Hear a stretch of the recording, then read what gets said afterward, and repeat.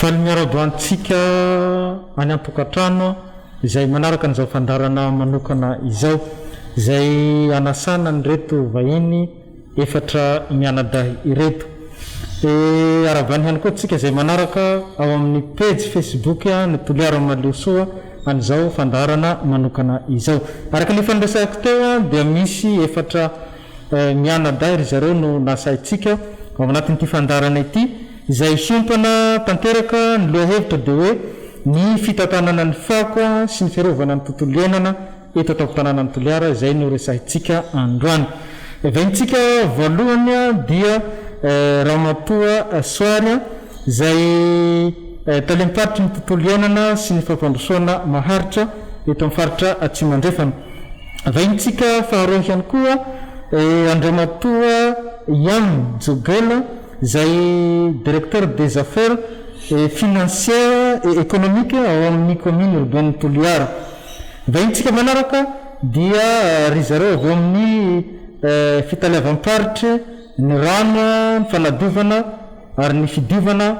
Tsimandrefana Andriamatoa Jano, ary ny vaintsika avy amin'ny société maleo dia Andriamatoa Jacques Augustin.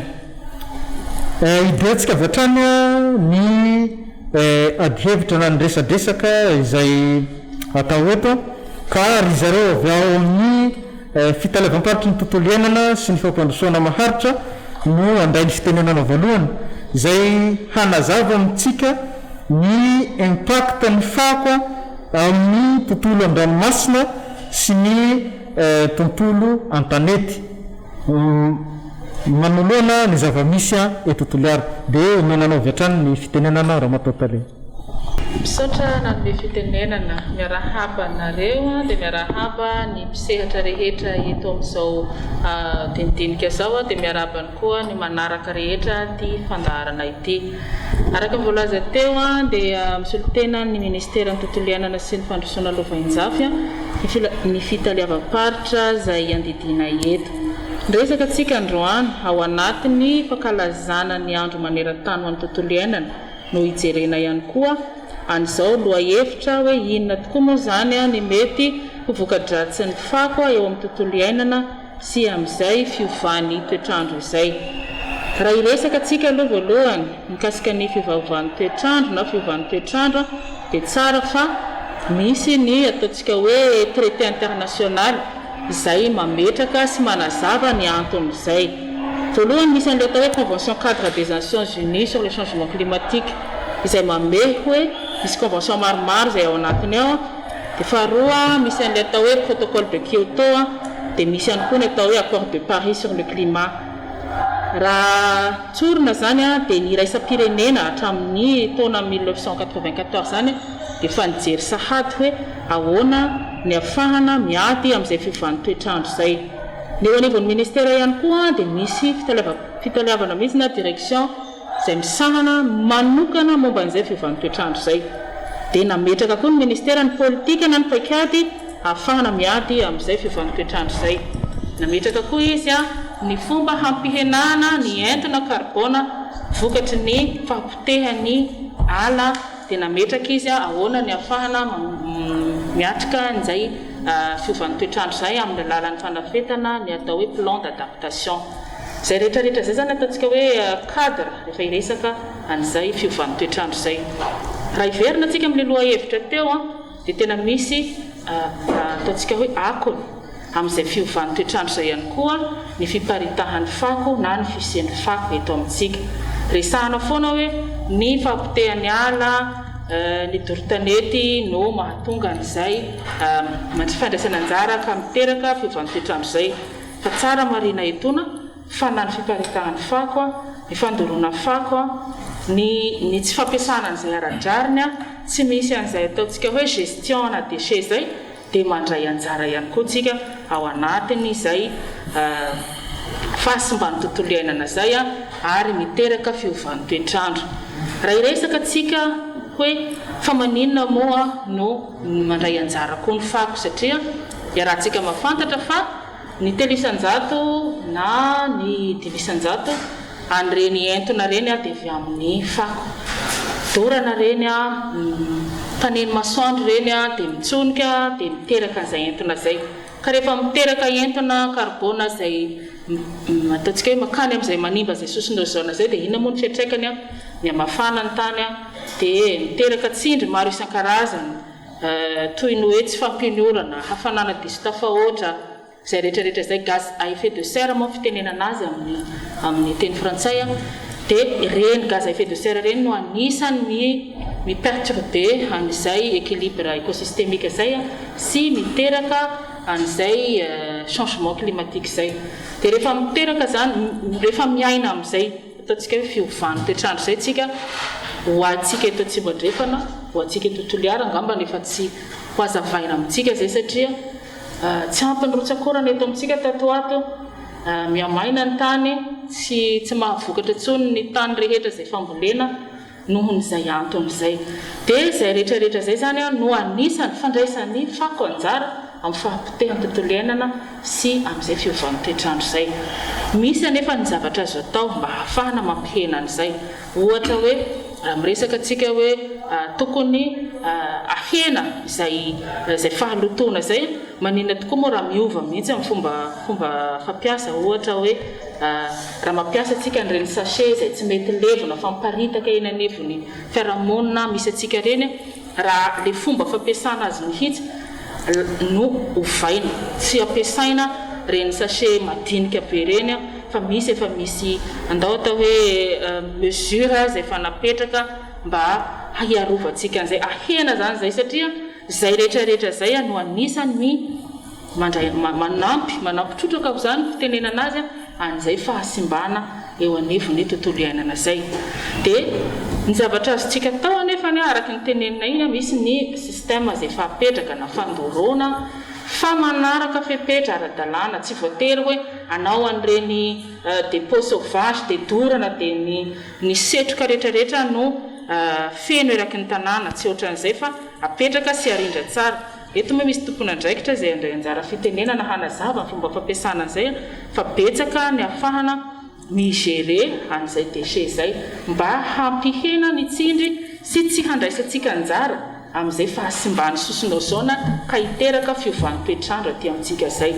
azontsika atao hoe valorisena ireny fako reny iarahantsika malala zay betsaka ny zavatra azo atao amin'ny alalan'ny fako mba tsy hipetraka fotsiny eny izy ka hiteraka an'izay fahasimbany sosina ozona amin'ny alalan'ny gaz isan-karazany zay avoakany zay rehetrarehetra zay no azo atao raha iresaka atsika farany ho an'ny Toliara manokana mbola ahitana an'izay décharge publique zay ny eto betsaka isika ny amin'ny fokotany mbola misy an'izay décharge zay misy fako ngeza be eny anivon'ny fokotany sy fiarahamonina misy atsika eny mety mahatsapa atsika hoe tsy maninona izy ireny kanefa tsara ho marina fa anisany miteraka aretina miteraka an'izay entona manimba zay izy anisany ihany koa mandray anjara amin'izay fiovan'ny toetrandro zay dia tsara zany tsika ho antsika Toliara zay efa manana andao atao hoe tombotsoa manokana fa misy an'izay toerana fanodinana fako zay tokony miezaka atsika mandeha manary ny fako rehetrarehetra amin'ireny toerana reny mba hahafahan'ireo fako ireo tsy miparitaka ka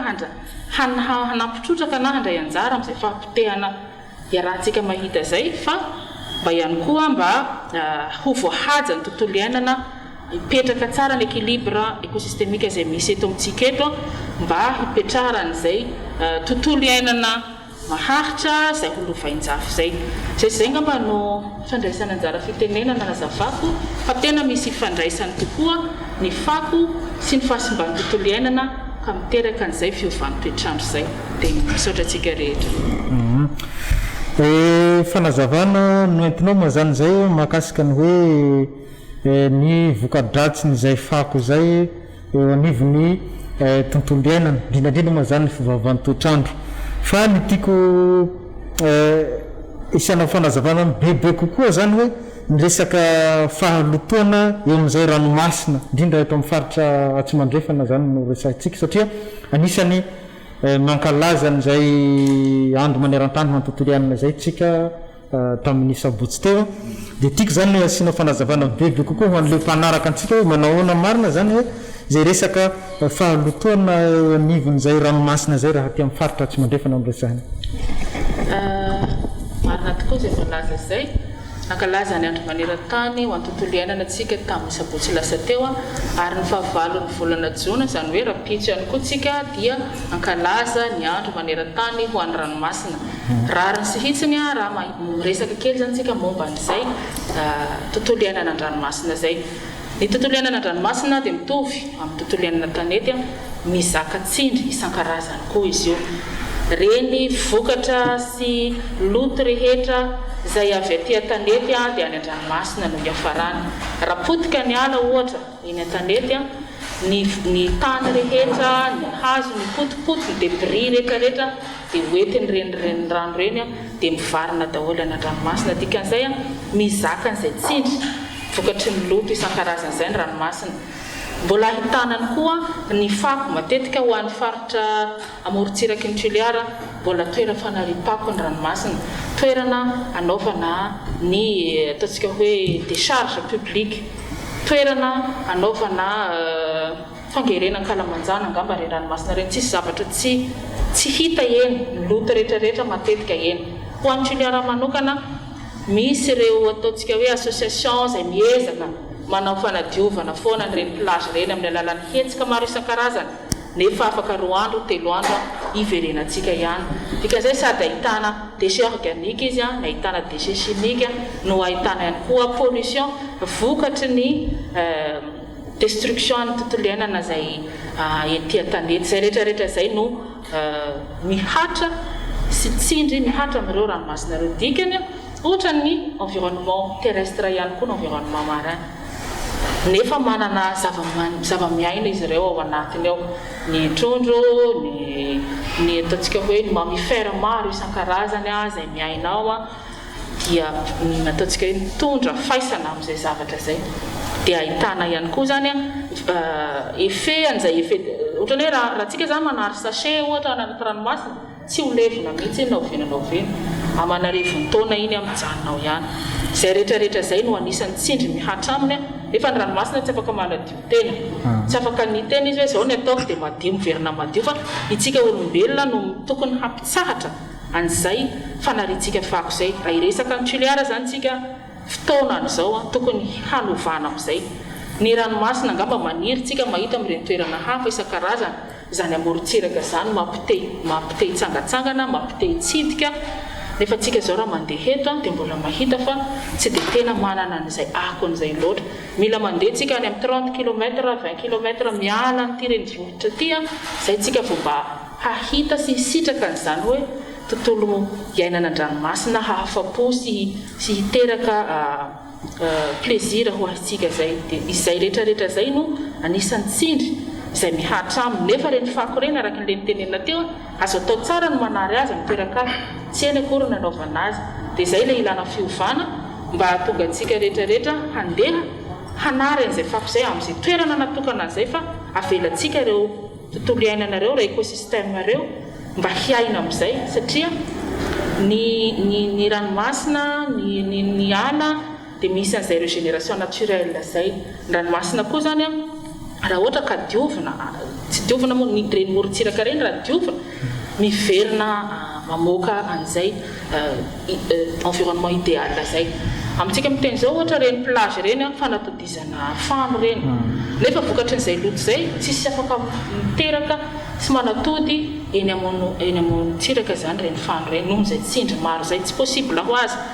tsisy toerana afaka anaovana izay. Fa rehefa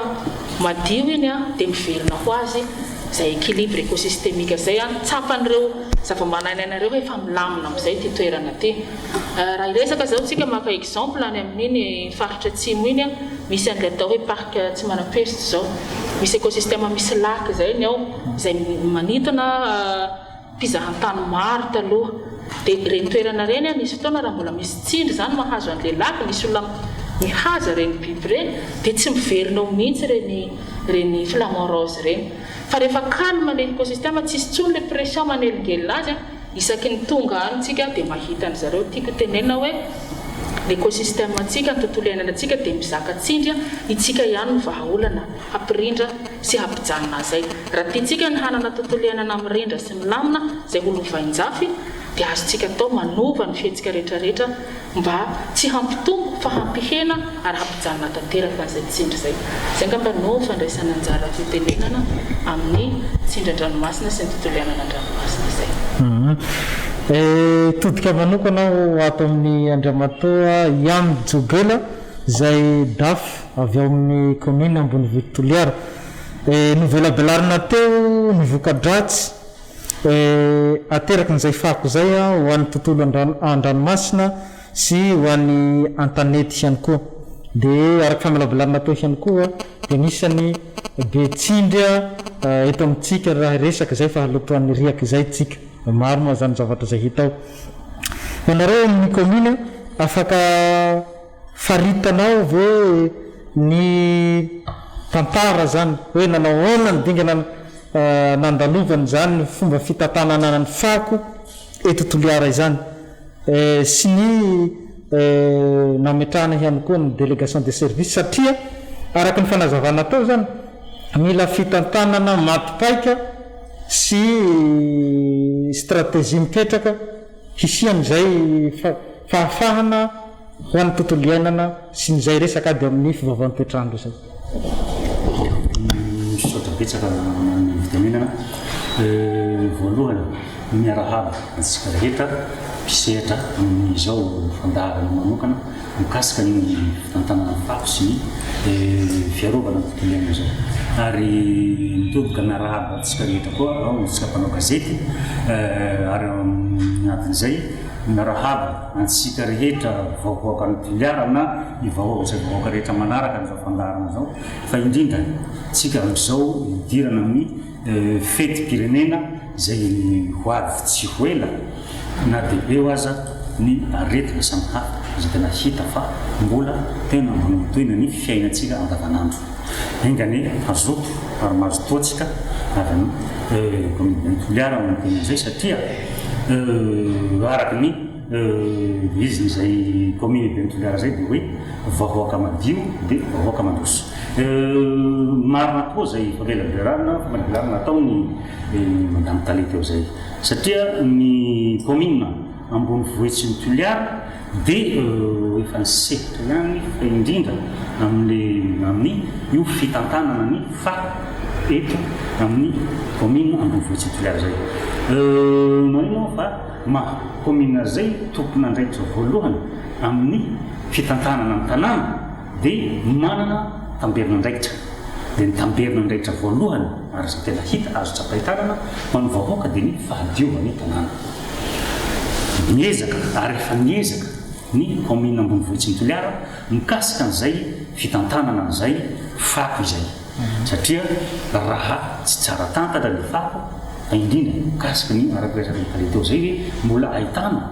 desarge maromaro ny any amin'ny anivony fokotany any. Raha mbola tsy tsara tantana eo dia misy fiantsaikany amin'ny tontolo iainana iainantsika eto. Ny commune taloha dia niezaka nanary ny fako nanangona dia angonina amin'ny toerana ray dia taterina efa nisy zany ny atao hoe espèce de charge hoe atao tsy hoe karazana arkaika moa zay tamin'izay mbola mipetraka tena Tsokobory dia teny no niezaka ny commune Ambonivohitra sy Toliara tamin'izay mananangona ny fako teto amin'ny tanàna eto dia nanatitra azy hita moa tamin'izay fa tena nantonona teny aza efa tena menina mihitsy hoe efa tsy zaka ny fahaletovany dia tanatin'io niezaka ihany ny commune satria ao anatiny io fitantanana fako dia tompona andraikitra ny commune manomboka any amin'ny famafana zany hoe any amin'ny famafana ny tanàna hoe le précollecte zany dia amin'ny fandraofana an'iny dia mandeha amin'ny fitaterana an'iny jusqu'any amin'ny toerana asiana azy dia tompona andraikitra mivantana ny commune amin'izay. Dia noho ny fahatsapana fa mbola mpanao sarotra ho an'ny commune Toliara zany io fitantanan'io fako teto Toliara tamin'izay dia mitady fiaraka-miasa ny commune Toliara tamin'izay mba hoentina hampandrosoana kokoa hoe ahoana ny fomba hampandrosoana mba amin'ny tsaratsara kokoa sy manaraka ny fenitra iraisam-pirenena ny fitantanana ny fako ny toliara teto. Dia tamin'izay teo amin'ny taona 1910 teo dia nisy ny fiaraha-miasa nataony Werner Hungerfeld zay UWS natantsoraka ny commune de Toliara amin'ny fanampiana ny commune amin'ny fitantanana ny fako. Dia hita moa tamin'izay satria ny commune dia mbola manary etsifetsy.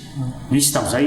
tsy avony eto tsy afendatsika aloha fa nisy ny fanariana na any anatin'ny kate surtout any Antsimotsimo any ampataontsika hoe ohatra tany Mahavatsy satria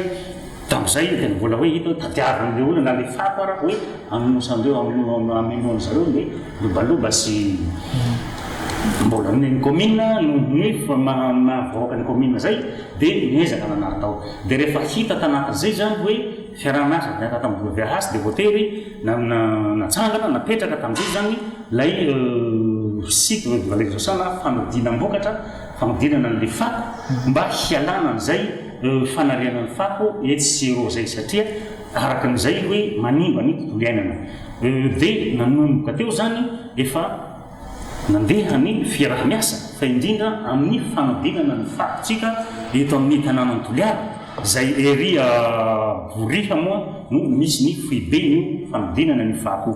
Dia tao anatin'io nandeha ihany ny tantsoroka zay natao ny WHS ny amin'ny commune mba hampandeha amin'ny laony ny fitantanana ny fakotsika eto. Tanatin'izay nefa mitetikasa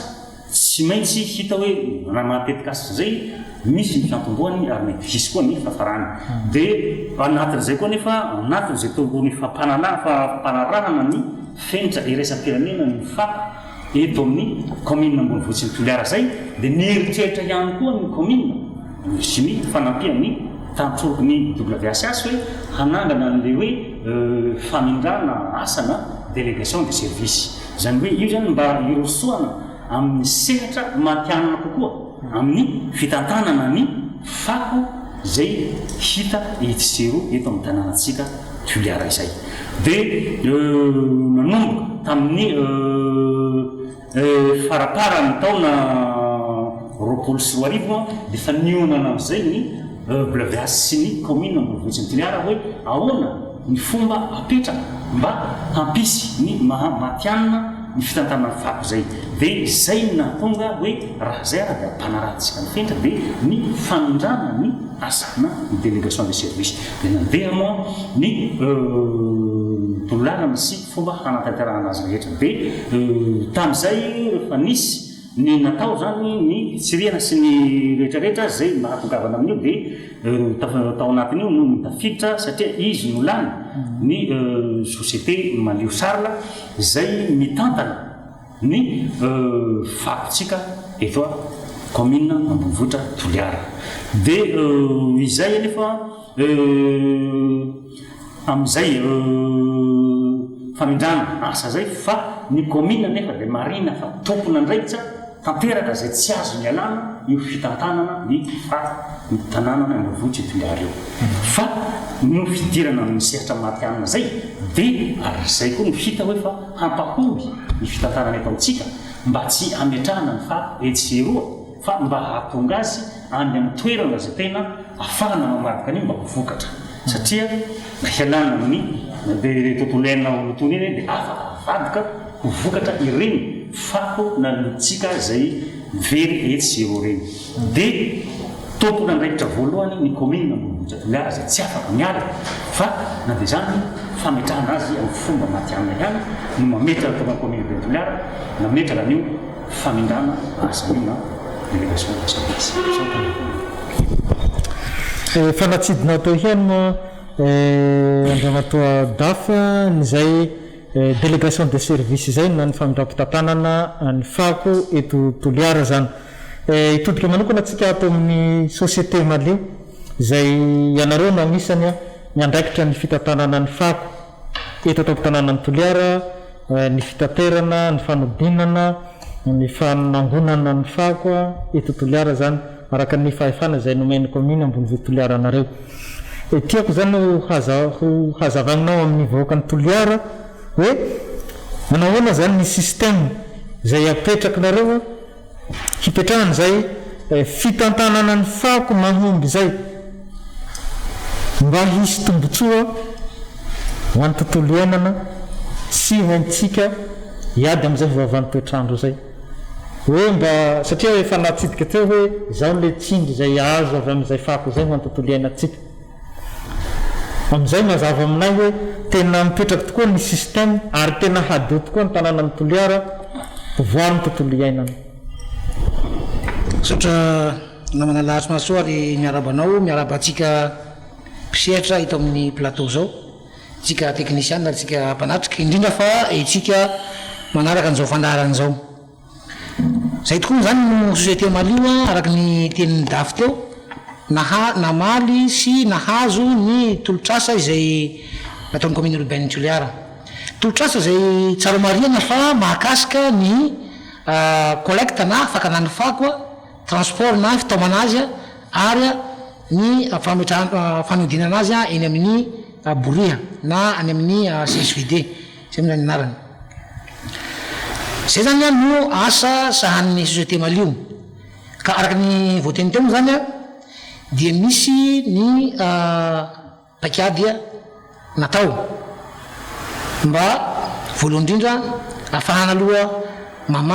mamaly manaja ny boky naraikitra zay misy fiantraikany be dia be eo amin'ny tontolo iainana sy eo amin'ny ponina eto amin'ny renivohitry ny Toliara voalohany eo amin'ny fakanany fako na ny collecte izy io zany dia telo karazana no atao ny ray voalohany dia ny fakana ireny fako izay avy amin'ny mpanadio zany hoe misy piasan'ny commune mamafa lalana dia izay zany no makazo faharoa mbola misy ihany koa zany reo fakanany fako amin'ny lalana izay ataon'ny vahoaka io zany dia efa entanana tsikelikely zany tsika izay ataony matetika eo amin'ny onjapeo mba tsy hisy an'izay intsony fa izy moa am'izao taon'izao mbola misy dia anisany mbola asa ataonay zany am'izao taon'izao zany hoe ny fakanany fako amin'ny lalana zany avy amin'ny mpanadio sy avy amin'ny tokantrano izay mbola minia manary fako eny amin'ny lalana eny ray faharoa dia ny fakanany fako eny amin'ny davapako na collecte par containerisation na bac à ordure zany hoe hitantsika reny baka mipetrapetraka reny dia magnafaka iny le olo dia avy eo alainy tômobily ary ny fahatelo dia ny collecte mobile zany hoe ny fakanany fako any amin'ny quartier izay ataony fiarany ampiasainy société malio isaky ny herinandro any amin'ny fokotany misy atsika ireo paikady telo io zany natao mba ahafahana manome fahafahapotsika sy ananatsika tanàna madio avy eo ny fako reny dia taona makeny amin'ny aboriha tonga ny aboriha izay zany dia ahodina zany hoe voalohany dia triena zany avahina isaky ny sokajina ohatra hoe atokana ny moralo matière organique atokana ny plastique atokana ny vy sy ny sisa izay ny natao dia mba tsy handevenina ny fako mba hampihina ny fako alevina araka ny tenitsika teo mba ikajetsika ny tontolo iainana ny fako moralo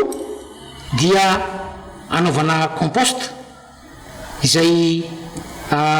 fanamboarana compost izay ataoko hoe tsy mampisy na mampihena faran'izay kely ny fivoahan'ny setroka méthane zay mety hanimba ny tontolo ny couche d'ozone araka ny voateny teo araka ny nambarany teo zany dia hoe misy tsindry be dia be ataotsika amin'ny eto amin'ity tany ity amin'ny fampiasana ireo akora fototra betsaka ka ny fako rehefa tonga eny amin'ny décharge dia tsy fako ny fijerinay azy fa akora ka araka n'izay mahakora azy zay dia ahodina ho lasa zavatra ilaina amin'ny fiainana andavanandro indray araka ny teniko teo compost. Misy koa moa zany ny pavé autobloquant, ny parpaing izay misy ano anatiny ao misy carton. Misy koa ny éco charbon, éco briquette moa zany charbon, alternative ny charbon, anarany éco briquette izay ireny fako hazo sy ny sisa reny no anaovana azy. Zay natao voalohany hoeny amin'ny tanàna zany tanàny Toliara, raha miala ny fako dia tsy mandoto ny rano aloha voalohany, tsy mandoto ny rano na ranomasina zany na ny rano ao ambanin'ny tany. Raha miala tsara koa ny fako dia tsy hoetin-drivotra ka handeha ho amin'ny ranomasina. Fa araka ny tenin'ny tale teo zany hoe ho tonga eny ny sachet ary hamotika sy hanimba ny ranomasina. Dia izay koa zany natao satria ny fako koa rehefa mipetraka ely eo izy dia araka ny teniko teo zany mamoaka setroka, mamoaka entona izay mahatonga aretina maro samihafa, ohatra aretin'ny fitaovam-pisefona, aretin'ny fo, trouble cardiaque, ary mety koa ara mititeraka any amin'ny aretin'ny reproduction, zany hoe mety tsy miteraka le olona na sagnatria miteraka sampona. Ny zavatra anankiray somary vaovao zany mety ny malio dia ny fakanan'ny fako amin'ny fiara any amin'ny quartier. Zay zany tena somary azavaina kely satria ny antony betsaka ny toerana nasiana bac à ordure taloha izay lasa miova ireny ndray lasa loto, zany hoe le lasa point maro ray zany, lasa toerana fanareham-pako sauvage ndray zany le bac à ordure. Dia raha izay faharoa aparitaky ny olona izy reny, tsy aterina anatin'le baka le fako fa ataony manodidina azy eny dia mbola miteraka loto ihany koa izy zavatra zay. Ny baka koa matetika dia mipetraka ny lalana andehanantsika rehetra iny voie publique ka sady mizay ny circulation mety mampitera-doza koa. Ary ny farany dia araka ny fanarahana tamin'ny commune moa zany dia hoe ny manana ny ololeto tontolo tanàna madio sy ahafany mena tsara, nandray zany miteraka fahasorenana amin'ny fofona nuisance olfactive sy ny amin'ny maso nuisance visuelle. Dia ny zanay zany miaraka tamin'ireo chef fokontany hoe aona ny atao dia zay natonga ny collecte mobile, zany hoe ny tomobile mandeha any amin'ny fokontany izay isorana be deaibe am'ireo chef fokontany eto Toliara sy tsika vahoaka fa dia madio ny quartier. Amin'izao fotoan'izao ny ruelle rehetra andalovan'ny collecte mobile dia reherea no milazana zany eo chef fokontany ireo fa dia tsisy fako mipetrapetraka any anatin'ny quartier any satria mandalo ny fiara zany dia tonga le olona manary azy ao anatiny ao. Zay zany ny paikady netin'ny société malio izay misy fiantraikany eo amin'ny tontolo iainana, misy fiantraikana koa eo amin'ny fomba fiainan'ny olona eto Toliara andavanandro. Ary zay zany dia mbola hiezaka hatrany ny hanatsaran'izay tolotra izay ho ny vahoakan'ny Toliara ary mbola mangataka koa zany ny fiara-miasa, ny tsika mpisehatra rehetra, ny chef fokontany ary itsika vahoaka indrindraindrindra. Ny fanazavana noentina atao zany dia hita hoe nametraka système zany nareo amin'izay fitantanàna ny fako zay nareo société malio mba hampadio ny tanàna ny Toliara. Izay zavatra zay nefa tsy vita ny société malio irery ho vita ny commune urbaine samy irery na itsika rehetra eto raha tsy misy ny tantsoroka avy amin'ny fanjakana. Dia tiako apetraka hoe hitodika manokana avy amin'ny zareo atao amin'ny fitalevam-paritra ny rano sy ny fanadiovana ary ny fidiovana ato hoe misy ve zay politika ny fanjakana izay ho an'ny fampihenana ny fiantraikany na ny voka-dratsy ateraky ny tifako tia ho an'ny tontolo iainana izay. Saotra nanome fivolana oloha teny reo dia miarahaba atsika miara misehatra eto amin'ny plateau zao. Manaraka an'izay miarahaba koa nireo teknisiana sy ireo manatra fa tsy adiny koa ambonin'izay tsika voakan'ny Toliara zay manaraka amin'izao fandaharan'izao. Teny ianao teo moa hoe misy be ny politika ny fanjakana mahakasika ny ho anay eo amin'ny rano fidiovana sy fanadiovana aloha raha ny fiantraikany mipaka moa araky ny teliny baiko dia fa tsy dirako laky igny satria fa voazavany raha matota le teo mahakasika ny fiantraikany loto amin'ny tontolo iaina fa kosa za eo amin'ny ministerany rano fanadiovana sy fidiovana dia efa nijery an'io sahady ka nametraka sy namolavolany Sidôme. Di Sidôme moa tsy ina fa CMA directeur de l'assainissement urbain à Madagascar. Io napetraka mba hitsinjovana sahady hiadivana amin'izay fiantraikany loto amin'ny tontolo iainana zay. E zavatra io nefa natao ho an'ny grande ville aloha. Ka i grande ville io dia i ex-province enina Tananarivo, Fianaratsoa, Majunga, Diego, Tamatave, Toliara. Dia manampy azy zay mahatonga azy 8 Fort Dauphin sy Antsirabe. Ka efa eo mpamolavolana zay ministera am'izao io tetikasa io Sidôme io. Fa raha io no tafapetraka dia minoana maromarona fa hisy fiantraikany io assainissement io zany fiadivana amin'ny loto, fiantraikan'ny loto amin'ny environnement iainantsika eto. Fa ampamolavolana io zany efa mandeha efa ankoro izy am'izao dia zay no andrasantsika mivoahany eo somatsara. Hitra ao anatin'ny tampany faharoatsika dia ny fametrahana fanontaniana zay ataon'ireo mpijery mivantana ao amin'ny page Facebook Toliara Malosoa. Fanontana voalohany hoe inona ny vahaolana amin'ireo fako nanotofana tany ety Mahavatsy. Zany hoe ireo fako zay narina eny Mahavatsy ireo. Inona zany ny vahaolana mahakasika an'ireo fako ireo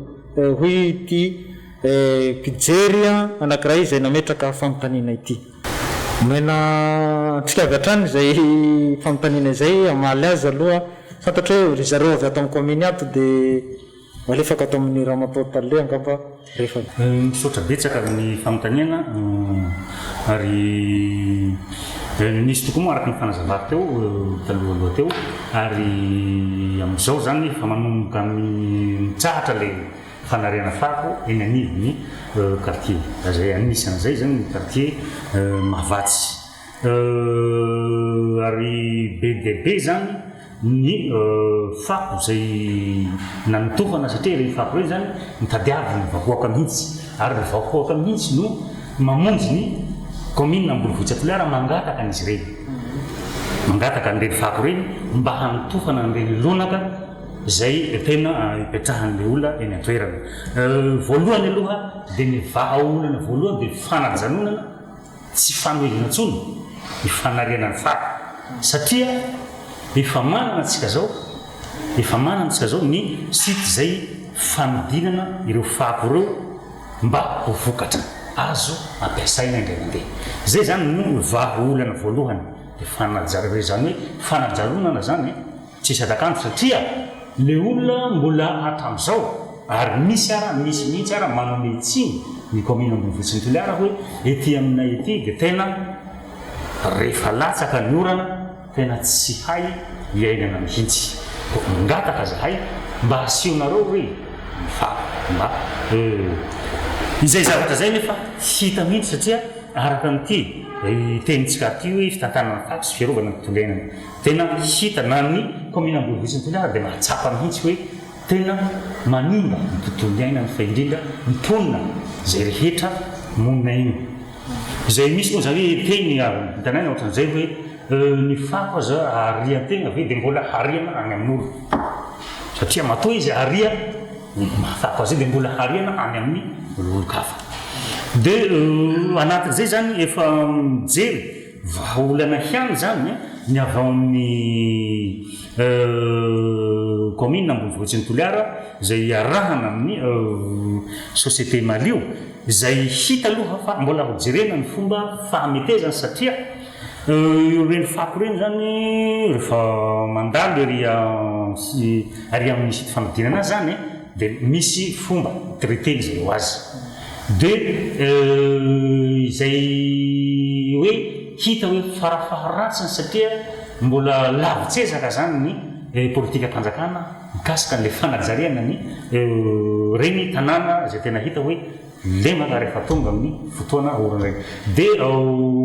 zay hifampijereny commune Ambonivohitra Toliara sy ny société Malio hoe ireny zay hoe zopotamino no azotsika ilazaina azy zany hoe tsy farotsony zany izy fa tany fa satria izy ireny afaka fampijerena miaramin'le olona zay tena hita hoe tena hoe lemaka be fa mbola fampijerena miaraka amin'ny zareo société Malio ny fametezana zay satria na de zany na tsy zany aza ny fako kosa tsy azo ariana etsero ohatra ny natao ny commune Ambonivohitra taloha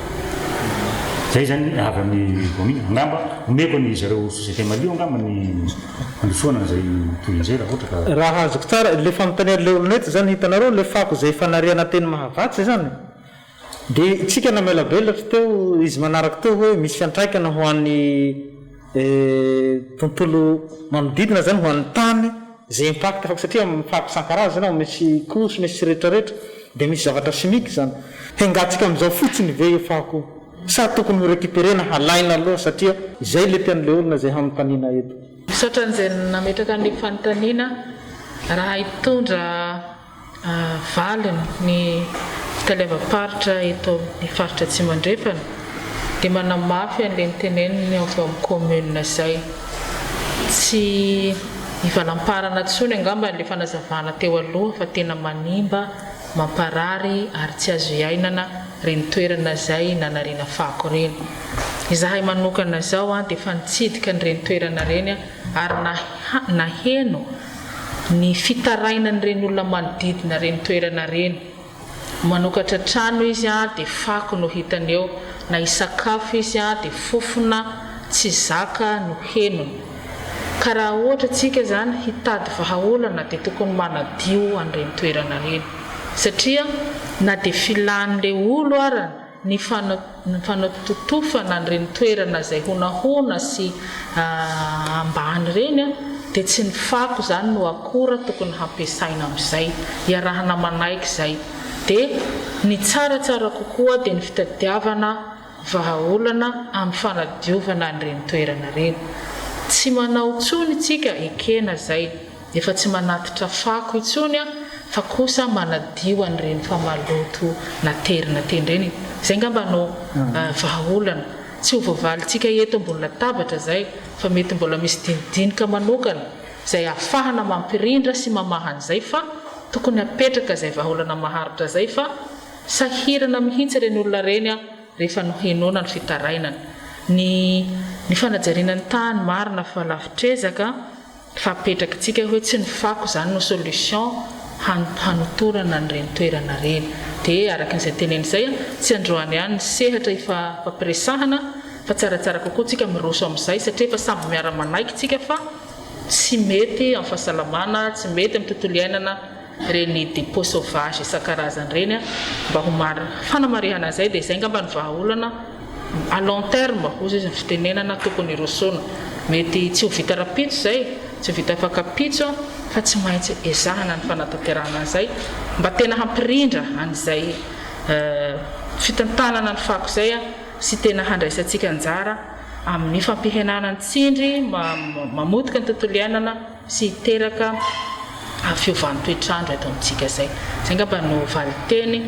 omenay amin'ny fitalevam-paritra momba an'izay fanontaniana zay zareo ato amin'ny société Malio mety hananambara aloha mahakasika an'izay satria efa ianareo no agnisan'ny miandraikitra ny fanangonana ny fako sy fanadiovana eto atao ampitanàna ny Toliara ia marina tokoa zany ny volazany monsieur le daf teo zay satria dia efa nisy fidinana ifotony ny arahana teny amin'iny faritra iny satria moa zany le Toliara ny fakotsika rehefa aritsika dia agnatiny ao misy fasika sy misy tany izay mahatratra amin'ny ampahatelony sy ny ampahatelony mahery ka rehefa tonga ry aboriha ny fako dia tsy maintsy sivanina avahana ny fako sy ny tany sy ny fasika dia izay fasika avy aty zay hiany no resahanay a niaraka tamin'ny commune urbaine Toliara tena toerana hoe haverina eny amin'ireny toerana enyreny hoan'izay mila azy ka misy fandraisana anjara ataon'le olona amin'ny fandaniana ohatra hoe ny carburant sy ny natao izany tsy natao hoe akana tombony fa misy sany fandraisana anjara ataon'le olona mba tsy hahafaty loatra ny orinasa amin'le fagnaterana azy eny mifaritry mahafatsy igny manarak'izay koa moa zany efa nisy ny fiantsonana nataon'ny tale ny société malio mandinika an'izay fa araka nyteny teo moa zany manao zavatra tsy mora zay koa moa zany société malio de efa ny teny en'izay koa tamin'ny namana mpisehatra Toliara hoe raha manana sorabola zareo zany amin'le asa ataon' zareo izay misehatra amin'ny fanatsarana ny tanàna ny fampiroboroboana ny fizahantany de efa niresahanay zany hoe vonona koa ny société malio hiara iasa raha ohatra ka misy ifanarahana atao amin'izay io zany dia efa samy natsapany rehetra samy miezaka fa ny am'izao taon'izao moa zany manao raha tsy mora ny fako teny koa fahafahantanany maro marina tokoa fa dia miteraka aretina sy ny sisa io fisian'ny fako io fa dia ny anjaratsika zany de mitady vahaolona sy kelikely manao zay tandrify sy zay zaka mino zay fa afapo ianao zay nametraka an'izay fanontaniana zay tao amin'ny page Facebook Toliara Malio Soa izay fanontaniana faharoa mahakasika ny dabapako kelikely manga eny amin'ny sisin-dalana zany hoe poubelle de rue zany izay fanontaniana izay mba miangavy ny commune handraoka ireo fako anatin'ny poubelle ireo fa feno loatra izy ireny zany ny fanontaniana mantsika satria fanontaniana ve zany sa fangatahana angamba fatatra misy fanampin'izay ve mesy le daf ya karazana observation zay fa zany ty zany mandray fitenenana ihany ny aveo amin'ny commune amin'ny vitsiny Toliara satria tsara etoana tindrinay fa ireny daba kelikely na daba manga zay apetraka eny an-tsisin-dalana reny manko mba tsara ihany fampitezana miaraka amin'ny isika vahoaka ny Toliara satria ireny tsy natao hoe daba fanariana zay tena fako mavesatra na hoe zay fako fa misy karazam-pato zay azotsika reny amin'ireny mba hialana amin'le fandanjantahana hoe rehefa mandeha an-dalana eny de mandatsaka raha ohatra hoe avy mihinana akondro sy kida de tonga de manary amin'ny arabe zay manko zany natao amin'ny hoany reny zay daba manga kely hitatsika eny amin'ny sisin-dalana reny de izy reny nefa manao satria manana ny toro zay fataon'ireo mpangala fako ny commune ambony vitsiny Toliara reo zany hoe misy secteur-andalovana zany de efa manana ny planning zareo de rehefa mandalo amin'iny zareo de alainy zany zay hitao tonga de ataony amin'ny fa mety hoa le mety ambola sy andalovana zareo fa tsy mintsy andalova amin'ny reny mpandraoka fakony amin'ny tobily ny commune ambony Toliara reny zany izay manga reny ohatrabetsaka mino zay fa nahafapoanareo izay valim-panontaniana atao zay ary voaray ihany koa ny hetahetanareo izay agnisan'ny mpampiasan'izay dabapako kely zay hitatsika eny amin'ny sisin-dalana zay de ny antanina amintsika satria fananana imbonana izy ireny mba hitandrematsika ho hajaitsika satria misy araka ny resantsika atao zay misy ny sasany amin'ireny misy olona zay manimba azy misy ny sasany andratsahany sigara mirehitsy agnatinao de mirehitsy izay no any antanana antsika rehetra eto Toliara mba ho hajaitsika ireny zavatra regny satria fananana imbonana mba hampadio an'ity tanànatsika ity mandeha de mandeha ny fotoana fa maramparana ny fandarana manokana isika dia hitra amin'ny tampany farany tsika manoloana ireo zavatra zay noresahintsika teo izay mahakasika an'izay fomba fitantanana ny fako sy ny fiarovana ny tontolo iainana eto atao tanàna ny Toliara izay. Hoe inona zany ireo zavatra tokony hatao sy ho hatsaraina mba hanamafisana izay fampihenana ny voka-dratsy izay ateraky ny fako eo amin'ny tontolo manodidina sy izay resaka ady amin'ny fivavahan'ny toetrandro izay. Omena 3 minitra isantsika hitondra izay 4 sy izay sosokevitra hitanareo hanatsarana izay zavatra no resantsika teto izay ho an'ny vahoaka ny Toliara. Ho alefako avy ato amin'ny Andriamatoa Jogela ato izay fandraisana fitenenana izay. Misaotra betsaka amin'ny fandraisana fitenenana ary mamerina ny fisaorana andreo atsika rehetra izay mbola mampifomanaina amin'izao fandarana manokana mikasika ny fitantanana ny fako ny Toliara zao ary ny fiarovana ny tontolo iainana. Ho antsika moa tsika rehetra Toliara raha vao miteny hoe commune ambonivohitsy ny Toliara zay dia vahoaka. Voalohany tsy mamizana ny commune ambonivohitsy ny Toliara mihitsy no manentana ny vahoaka ny Toliara. Satria eto dia sahin'ny commune mihitsy ny rehereha fa io mazodina système misy eto amintsika ambonivohitsy ny Toliara io dia mbola anisany zay tena tsara ary mampalaza antsika Toliara raha mbola eto Madagasikara. Satria sika zao mbola anisany manana famodina ny fako zay tena tsara ary manara-penitra ka anatin'izay misy ny fanentanana avy amin'ny commune ben'ny Toliara ho an'ny vahoaka fa ny tanàna tsy vitan'ny commune irerihiana dia ao amin'ny fandotoana ny tanàna satria misy ny teny hoe izay tsy mandoto dia anatin'ny manadio. Ny toe-tsaina azo ovaina fa na miaina amin'ny fahadiovana aza dia fa manjay anjara sahady amin'ny fiarovana ny tontolo iainana. Io fandotoana ny tanàna io manko dia tena mbola maro mihitsy ny minia raha miditra any anatin'ny tany any dia tena maro zany ny voamaika mitsipaka ny système natao ary misy efa tenenina zao fa misy soratra mba asiana soratra hoe tsy azo anaovana maloto arakaraka ny mampisy ny soratra iny voamay mampinia ny sasany hanao maloto. Izay fiovana toe-tsaina zay zany dia tena mbola manentana eto ny avy ao amin'ny commune ambonivohitsy ny Toliara satria fandraisana anjara sahady amin'ny fiarovana tontolo iainana izay. Tokony tonga saina antsika satria tsara ny miaina amin'ny madio. Izy io raisitsika ho antsika vahoaka ny Toliara mitovy amin'ny any amin'ny tokantranontsika. Raha any amin'ny tokantranontsika tsika mba miezaka manao madio nefa rehefa mivoaka maloto ny tontolo iainantsika dia mino angamba aho fa tsy dia mety loatra zay amin'ny fomba fisainantsika tsika Toliara satria tsika mila mandeha mandroso fa tsy mihenitra. Faharoan'izay eo anatin'ny fitantanana an'io fako ny Toliara io. Ny Toliara ny commune ben'ny Toliara zany dia miezaka manao izay afany amin'ny mba hahatsara tantana n'ilay fakontsika eto. Amin'izao zao ohatrany antsika miteny izay satria ohatrany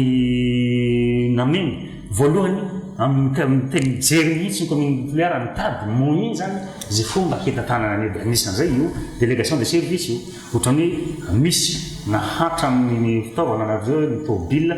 sy ny zany hoe moyen matériel ireo zany mba hoentina hahatsara tantana azy ireo zany mila apetraka ny commune mety satria fananam-bahoaka ireo izay natokana ho an'ny fako ny Toliara. Dia anjaran'ny commune zany zao miezaka mihitsy mba hanao izay mahatsara tantana andreo fako ny Toliara ireo. Dia fahatelo moa anatin'izay satria efa niteny ireo avy ao amin'izareo société malioka hoe efa milatsaka mandeha makany amin'ny quartier na fokotany zany ny ireo tôbily ny commune ben'ny Toliara ireo zany mba hanatsarana sady hanamorana zay fitantanana zay satria ny fako avy any anaty tanàna no mandeha miakatra aty amin'ny lalana ka anisan'ny fanatsarana ihany koa zay apetraka hoe mba entanana koa tsika raha mba mahita n'ireny tômôbila reny any amin'ny fokotany dia mba atao anatin'ireny tômôbila reny fa ialana n'le fanarenan'le fako dia tsy ireo sotra betsaka. Ny zareo avy ato amin'ny Malio ao a ny afatra sy ny fanatsarana zay hitanareo hoentina henana an'izay vokadratsy ateraka an'izay fako ho an'ny fahasalamana sy ny tontolo iainana izay indrindra ady amin'izay fiovaovan'ny toetrandro. Ny ao anay zany raha amin'ny afatra ho an'ny vahoaka tsy ho antsika totona ndraiky tany amin'ny fokotany marina fa misy ny lalàna manan-kery eto amin'ny tany sy ny firenena izay mifehy ny fanariana ny fako etsy roa. Misy koa ny code municipal d'hygiène nefa ny commune urbaine Toliara sy ny mpiarahona antoka dia tsy niezaka mihitsy ny nampiatra an'izany fa dia nanaintana foana hatrany atsika mba handray andraikitra. Tiako mariana zany fa ny fako vokaritsika dia andraikitsika manomboka ao an-trano ka hatreny amin'ny fomba napetraky ny commune urbaine sy ny Malio hanarinan'izany na agnaty tômôbila zany na agnatin'ny bac à ordure. Koa raha maniraka tsika ohatra akizy na olona adala na reny mpikarama reny ka ariany any amin'ny lalana ny fako dia tsarovy fa ohatrany hoe ianao ihany nanarany teny zany satria mbola andraikitsinao igny. Koa dia entanina isika chef fokotany indrindraindrindra sy itsikany amin'ny fokotany rehetra any mba hanao izay fomba rehetra araky ny tenin'ny monsieur le daf teo hahatongavan'ny fakotsika any amin'ny reny système na zavatra napetraka akaran'ny fakotsika na zay baka ordure araky ny teniko teo na amin'ny collecte mobile ny tômôbila mandalo isan-kerinandro. Zany hoe eto dia midera anandreny fianakaviana betsaka izay miandry ny fandalovan'ny fiara isaky ny herinandro reny. Ny zavatra tsapa tamin'ny voalohany izy reny raha ohatra ka mandeha amin'ny quartier iray manao voyage roa zao izy fa manao 4 fa manao 5 dikan'izany efa mitombo isika mampiasa azy zava-dehibe zany ary tokony toizantsika anjaratsika tsirairay koa ny manaintana ny namatsika satria raha maloto ny lalana na lalakely any amintsika any dia itsika ny maloto satria eo no andalovantsika sanandro araky ny voateny teo ny aretina avy amin'iny dia itsika eo ihany no hovoan'izany. Manaraka an'izay aza menatra atsika na matahotra satria ma misy olona dia fa mamaraparana ianao misy olona zany rehefa misy teneny sy fotana teneny namany dia manao valiboraingina masika sy ny sisa tsarovy fa raha misy ny aretina tsy izy rery ihany ny arary fa itsika ao amin'ny quartier rehetra ao. Todika manokana ry zareo atao amin'ny fitalevam-paritry ny rano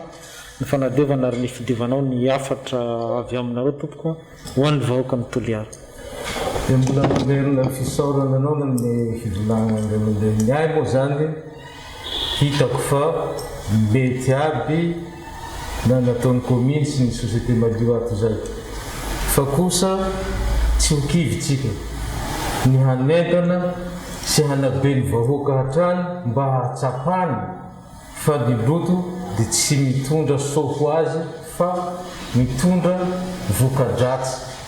fa rehefa zay ny fantany dia mino fa handeha hantsapany sy andavany io fitatanana ny fako io. Dia manaraka an'izay koa moa ho anareo société Malio asio ihany ny fanaraha-maso any amin'ny quartier teneny zany mba tsy dia ho diso feno le baka odiratsika ho anjary hoe miparita dia lasa maloto fa tsy hasara jabo ao hoe dia za zany manaro fako eo zay mba hafatrafatra avy teniny. Dia amarana azy ianao raha matao tale ny afatra avy aminao ho an'ny tianao tsika. Ny hafatra avy amin'ny fitalavam-paritra ny tontolo iainana dia efa mihatra amintsika ny fiovan'ny toetrandro, efa iainantsika zay, efa tsy honohono fa tena misy fiantraikany tokoa. Raha misy ezaka zay azontsika tao hampihena an'izay fandraisantsika anjara amin'ny fampihenana an'izay fiovan'ny toetrandro zay dia izay no ilofosana sitratrarina. Efa napetraka daholo ny sistema rehetra hahafahana mampandray anjara koa ny ady amin'izay fiparitahan'ny loto zay, tsy hanatevin-daharana sy hanamafy an'izay fiovan'ny toetrandro zay efa hitantsika zay. Dia ny vahoaka voalohany no menakafatra fa na hanao ezaka tahaka ny inona na ny fanjakana, ny sosiete na ny commune, raha itsika zany no tsy manaiky manova n'izay fomba mampanao zay dia herim-po verimaina. Ohatran'ny hoe itsika zany matetika zatra manome tsiny fa tsy mahatsiaro tompony andraikitra. Dia zay zany hafatra lehibe hoe zao rehetra zao tsy ho tanteraka raha tsy tsika mihitsy no manaiky miova, dia miditra ao anatin'izay sistema efa napetraka zay dia tena hadio tokoa tsika ary hanana tontolo iainana tsara zay ho lovain-jafy. Izay no mamarina ny fandaharana manokana zay miarahantsika teto, izay fandaharana no entina nanamariana ny andro maneran-tany, ny fankalazana ny andro maneran-tany ho an'ny tontolo iainana. Ny lohahevitra antsika tao dia hoe ny fitantanana ny fako sy ny fiarovana ny tontolo iainana. Misy efatra mianadahy ry zareo no nasaintsika teto, dia atao ramatoa Soary izay talemparitra ny tontolo iainana sy ny fampandrosoana lovain-jafy aty amin'ny faritra Tsimandrefana. Teo ihany koa andriamatoa Ian Jogel izay dafy avy ao amin'ny commune ambony Toliara ao, dia andriamatoa Zano avy ao amin'ny fitalavam-paritra ny rano, ny fanadiovana ary ny fidiovana Tsimandrefana, ary andriamatoa Jacques Augustin avy ao amin'ny société Malio ao. Sarona ihany koa isika izay nanaraka ny fandarana atao amin'ny page Facebook ao Toliara Malio soa sy nametraka fanontaniana izy ihany koa. Dia harahintsika amin'ny fahitalavitra eto amin'ny tampon-tanànan'ny Toliara ity fandaharana ity ny asabotsy izao.